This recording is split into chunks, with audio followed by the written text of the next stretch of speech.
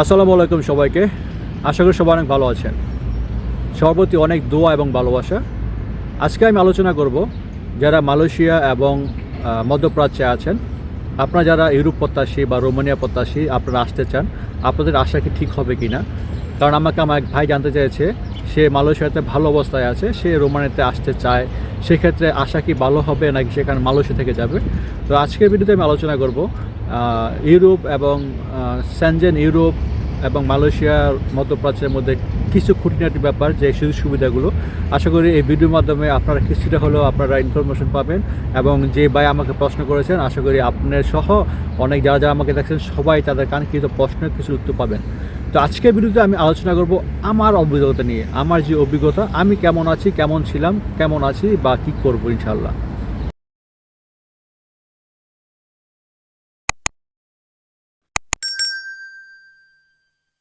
যারা আমাকে মালয়েশিয়া থাকা অবস্থায় চিনতেন, আপনারা জানেন আমি একটা ভালো কোম্পানিতে জব করতাম। আমার কোম্পানির বস যখন জানতে পারলো যে আমি রোমানিয়াতে চলে যাচ্ছি, তখন সে খুব আপসেট ছিল। সে তখন আমাদের যে ডাইরেক্টরকে জিজ্ঞেস করলো, তাকে যেভাবে হোক রেখে দাও। তখন আমার ডাইরেক্টর আমাকে আসলো, আমার কাছে আসার পর আমাকে বলল যে বস খুব আপসেট তোমার প্রতি, কারণ সে তোমাকে যেতে দিবে না। তো আমাকে বলো তুমি কী সুবিধা পাবে রোমানিতে যাওয়ার পর, দেখি আমি তোমার জন্য কী করতে পারি। তখন আমি আমার কন্ট্যাক্ট পেপার দেখালাম। আমার কন্ট্যাক্ট পেপারে আমার বেতন ছিল 5,150 লে। এটা কনভার্ট করলে প্রায় 1100 ইউরো মতো হয়। এবং তখন আমি তাদেরকে সব কিছু দেখালাম। তারা বললো যে ও মাই গড, গুড স্যালারি।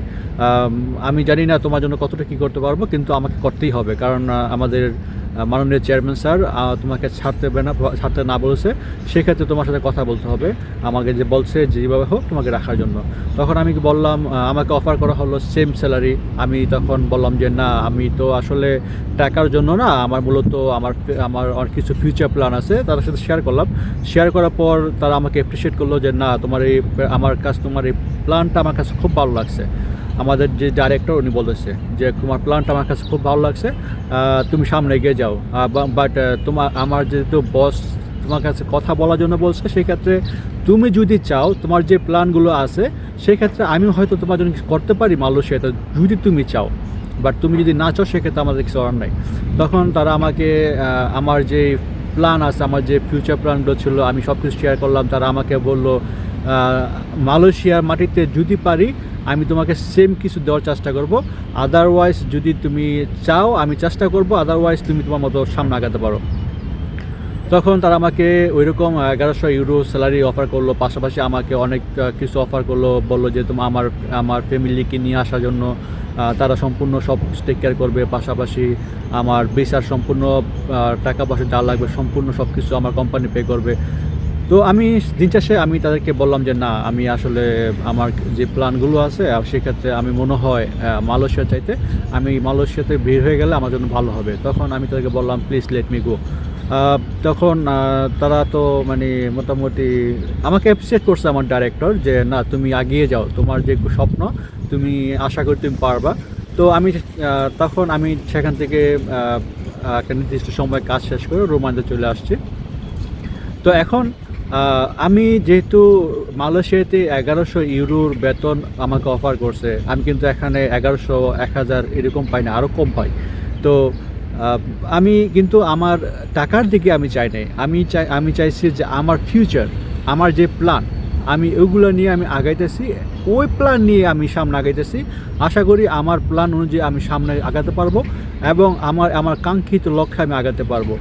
এবং আমি সেগুলো যদি আল্লাহ বাঁচিয়ে রাখে আমাকে, যদি আল্লাহ আমাকে নেখায়েত দান করে, সেক্ষেত্রে হয়তো আপনারা অনেক কিছু ফিউচার জানতে পারবেন। আমি যদি ভালো কিছু করি, আমি ভিডিও আকারে অবশ্যই আপনাদেরকে জানাবো। পাশাপাশি আমার অভিজ্ঞতা থেকে আপনারা অনেক কিছু জানতে পারবেন। আপনারা হয়তো আমার মতো অনেক কিছু প্ল্যান করে রাখছেন, আপনারা অনেক কিছু জানতে পারবেন। তো সেক্ষেত্রে অবশ্যই আমার চ্যানেল সাবস্ক্রাইব করে রাখবেন। তো আমি যেটা বলতে চাই সেটা হচ্ছে, আমি সেখান থেকে চলে আসছি। তো মালয়েশিয়াতে আমি যে ছিলাম, এখন বর্তমান মালয়েশিয়াতে প্রচুর পরিমাণ অপরিস্থিতি চলতেছে, এটা হচ্ছে একটা রিজন।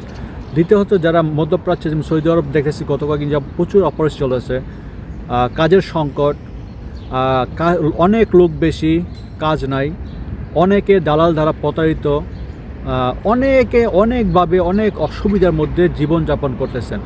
তো আমি দেখলাম যে পরিমাণ মানুষ সৌদি আরব, তারপর হচ্ছে মালয়েশিয়া, পাশাপাশি আদার্স যে আমাদের জন্য ইজিলি যে আমরা যেতে পারি ওই সব দেশগুলো আছে, ওই সব দেশে প্রচুর পরিমাণ আপনার মানে বাটপার, চিটার বাটপার থেকে শুরু করে প্রত্যেকটা জিনিস এখানে অহরহ পাওয়া যায় অ্যাভেলেবেল। আপনি প্রত্যেকটা ক্ষেত্রে প্রত্যেকটা জায়গায় আপনার প্রতারিত হবেন।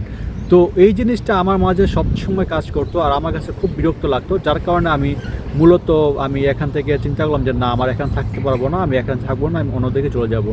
এটা হচ্ছে আমার অন্য একটা রিজন আমি এখান থেকে চলে আসার কারণ। তো আমি এখানে আসার পর আলহামদুলিল্লাহ ভালো আছি।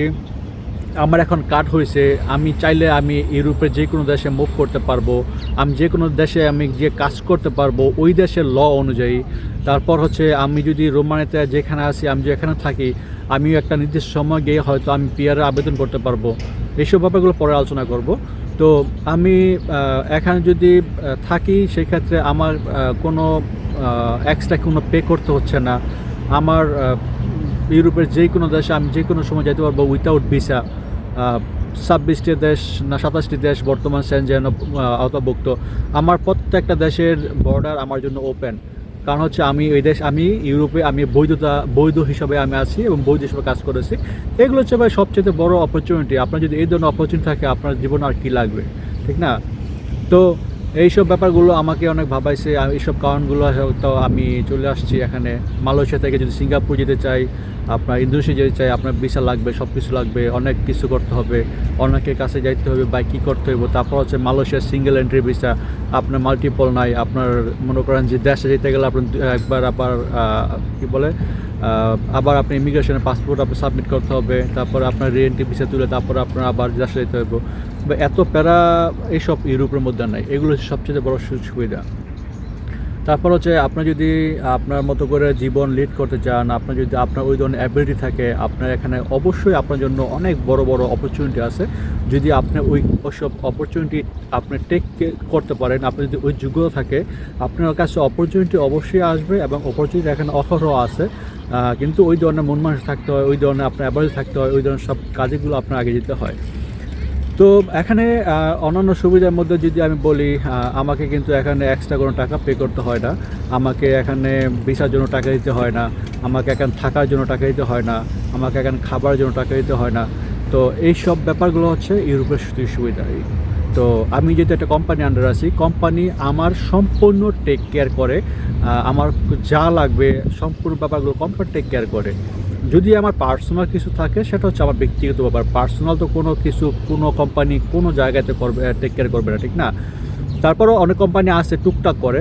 তো আপনার পার্সোনাল ব্যাপার ছাড়া, পার্সোনাল কস্ট ছাড়া আপনি যত কিছু লাগবে সম্পূর্ণ ব্যাপারগুলো আপনার কোম্পানি টেক কেয়ার করবে। এগুলো সবচেয়ে বড় সুবিধা। আপনারা এখানে যদি লিগ্যাল থাকেন, আপনাকে কোনো পুলিশ তো এমন তো জিজ্ঞেস করে না। ইন ফিউচারে জিজ্ঞেস করবে কি না হয়তো করতে পারে। আপনার যদি বৈধ থাকেন কোনো সমস্যাই নেই, কেউ জিজ্ঞেস করলেও আপনার কার্ড থাকলেও তার কোনো সমস্যা নেই। তো এইসব ব্যাপারগুলো সবচেয়ে মজা লাগে আর এনজয় করি। দেখেন আমি যদি এখানে বসে রয়েছি, আমি কিন্তু কোনো মাইক্রোফোন ইউজ করি না। আমি যে কথা বলতেছি, আমি যে ভিডিও ভয়েস দিচ্ছি, আমি কিন্তু কোনো মাইক্রোফোন নাই। আমি কিন্তু ডাইরেক্টলি একটা মাঠে বসেছি। দেখেন পিছনে কত গাড়ি চলতেছে, আশেপাশে অনেক লোক হাঁটাহাঁটি করতেছে। যদি আপনারা দেখেন কত সুন্দর পরিবেশ, মানুষের মতো হাঁটতেছে, কোনো যায় যাবার নাই, কোনো চিল্লাচিল্লি নাই, কোনো কুচকাওয়াজ নাই, কোনো আওয়াজ নাই। শান্তিপূর্ণ দেশ, সব কথা হচ্ছে শান্তিপূর্ণ। মানুষ খুব শান্ত অবস্থা থাকে, এখানে কোনো আওয়াজ নাই, কোনো চিল্লাচিল্লি নাই, কোনো কিছু নাই, সুন্দর পরিবেশ। এইসব ব্যাপারগুলো আমাকে খুব ভালো লাগে। আর এইসব কারণে আমি চিন্তা করছি যে যদি আল্লাহ বাঁচিয়ে রাখে হয়তো পরবর্তীতে ভালো একটা জায়গায় যাব, ভালো কিছু করবো। ইন ফিউচারে অনেক কিছু করার চিন্তা ভাবনা আছে, মাথায় কিছু আছে, অবশ্যই আপনাদেরকে জানাবো।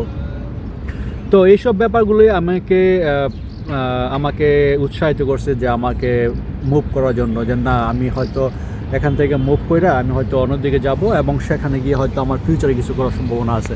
কারণ দিন শেষে আপনার যদি মালয়েশিয়াতে থাকেন, মধ্যপ্রাচ্যে থাকেন, আপনার গোলগুলোতে আপনার চাইতে আপনার জন্য অনেক কিছু ভাবতে হবে, অনেক কিছু আপনাকে স্ট্রাগল করতে হবে। কিন্তু এখানে থাকা অবস্থায় আপনার এত ঝামেলা করতে হবে না। আপনি গোল নিয়ে সামনে এগিয়ে যাবেন, আপনার লক্ষ্যে আপনি পৌঁছতে পারবেন ইনশাআল্লাহ। তো ইউরোপের মধ্যে যদি আপনারা আসতে পারেন ভাই, আপনাকে কাগজপত্রের ঝামেলা নাই।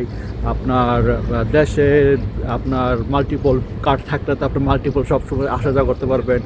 তারপর থাকা খাওয়ার কোনো টেনশন নাই, কোম্পানি টেক কেয়ার করবে, ভিসা করার কোনো টেনশন নাই, আকামার টেনশন নাই। আপনার যখন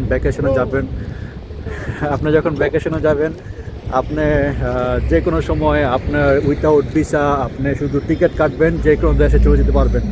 তো অনেক সুযোগ সুবিধা আছে ভাই। আপনারা যদি জানতে চান আমি অবশ্যই পরবর্তী ভিডিওতে আপনার সাথে অনেক কথা বলবো। আপনারা সব ভালো থাকবেন, আমার জন্য দোয়া করবেন, পাশের প্রত্যেকটা অবশ্যই দোয়া করবেন। আসসালামু আলাইকুম সবাইকে।